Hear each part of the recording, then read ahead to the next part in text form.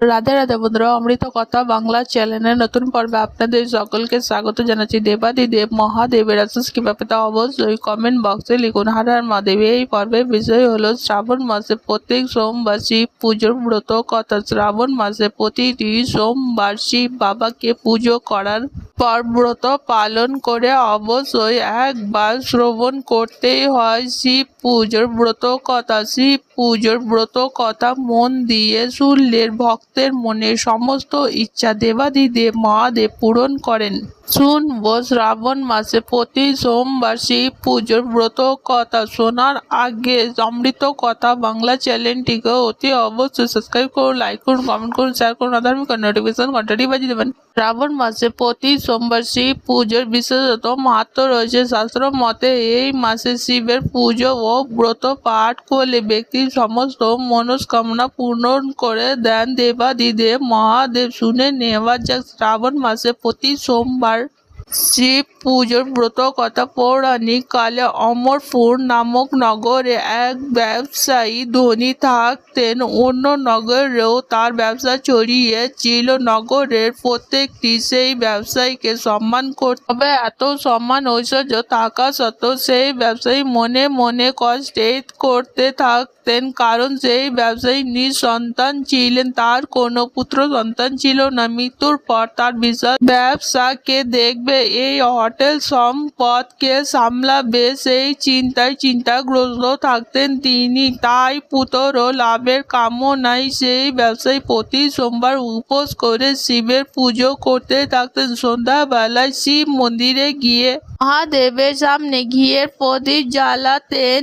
এই ব্যবসায়ী ভক্তি দেখে একদা পার্বতী শিবকে বললেন, হে প্রাণনাথ, এই ব্যবসায়ী তোমার বড় ভক্ত। বহুদিন ধরে সে প্রতি সোমবার উপবাস এবং পুজো করে আসছেন। সেই ব্যবসায়ীর ভক্তির ইচ্ছা পূরণ করার জন্য মাতা পার্বতী শিবের কাছে অনুরোধ করলেন। শিব হেসে বললেন, হে পার্বতী, এই সংসারে প্রত্যেকে নিজের কর্মফল ভোগ করে। ব্যক্তি যেমন কর্ম করে সেই তেমনই ফল পায়। কিন্তু এরপরও মাতা পার্বতী নাছোড় বান্দা, তিনি আবেদন করেন, প্রাণনাথ, আপনাকে এই ব্যবসায়ী ইচ্ছা পূরণ করতেই হবে। সে আপনার অন্য ভক্তের প্রতি সোমবার নিয়ম মেনে ব্রত পালন করে পুজোর পর আপনাকে ভোগ নিবেদন করে একবার খাবার খায়। তাকে পুত্র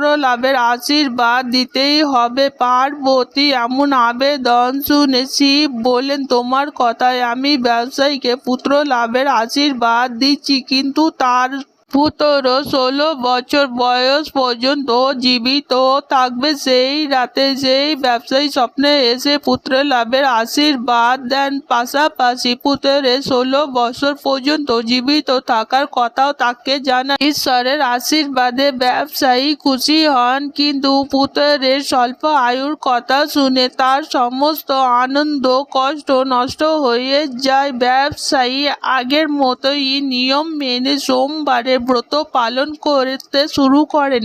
কিছু মাস পর অতি সুন্দর পুত্র জন্ম নেয়, যার ফলে ব্যবসায়ী জীবনে আনন্দে ভরে ওঠে। কিন্তু সন্তানের স্বল্প আয়ু হওয়ার কথা শুনে খুব বেশি আনন্দিত হন না তিনি। এই দিকে বাড়ির কোনো সদস্যই এই রহস্য সম্পর্কেও জানতেন না। বিদ্বান ব্রাহ্মণের সেই পুত্রের নাম রাখেন অমর।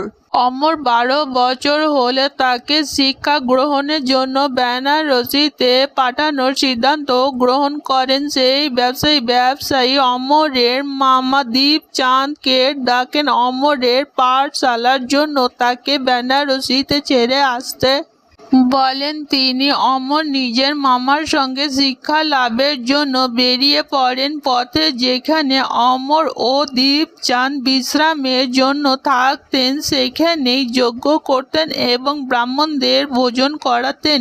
দীর্ঘ পথ অতিক্রান্ত করার পর অমরদীপ চাঁদ এক নগরে এসে পৌঁছায়। সেই নগরের রাজার কন্যার বিবাহে আনন্দে সমগ্র নগর সেজে উঠেছিল। নিশ্চিন্ত সময় বর যাত্রী আসে, কিন্তু বরের বাবা নিজের পুত্রের এক চোখ কানা হওয়ার কারণে খুবই চিন্তিত ছিলেন। রাজা এই বিষয়ে জানতে পারলে বিবাহে বাধা হতে পারে, এরপর তার বদনামি ছড়িয়ে যেতে পারে। এই কথা ভেবে তিনি চিন্তিত হয়ে পড়লেন। বরের বাবা অমরকে দেখে তার মাথায় একটা বুদ্ধি খেলে যায়। তিনি ভাবেন, এই ছেলেকে বর সাজিয়ে রাজকুমারীর সঙ্গে বিবাহ দেব। বিবাহের পরে তাকে অর্থ দিয়ে বিদায় করে দেব এবং রাজকন্যাকে নিজের নগরে নিয়ে যাব।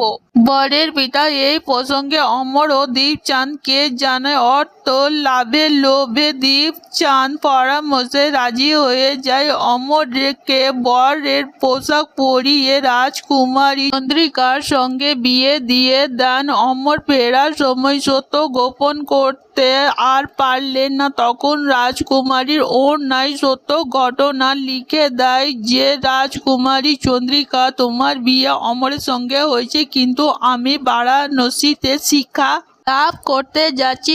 এরপর তোমায় যে নবযুবকের স্ত্রী হতে হবে, সেই যুবক কানা। রাজকুমারী নিজের ওড়নার লেখা এই বার্তা পড়েন। তখন তিনি সেই কানা ছেলের সঙ্গে যেতে অস্বীকার করে। রাজা সব কথা জেনে রাজকুমারীকে প্রাসাদে রেখে দেন।